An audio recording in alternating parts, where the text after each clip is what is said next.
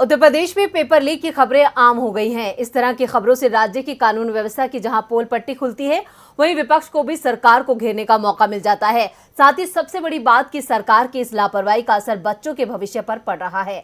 ऐसे में अब यूपी बोर्ड 12वीं के इंग्लिश का पेपर लीक होने के मामले में सरकार घिर गई है और अखिलेश यादव ने योगी सरकार पर तंज कसा है।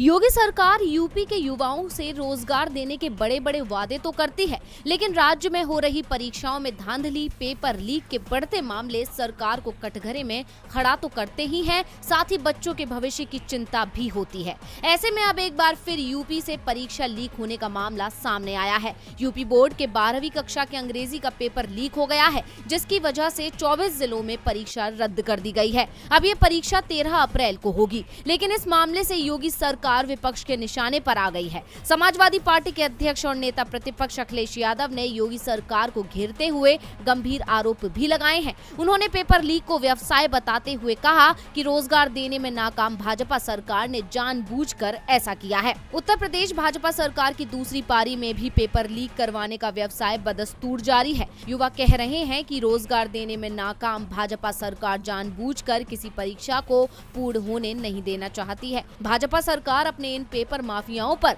दिखाने के लिए ही सही कागज का ही बुलडोजर चलवा दे।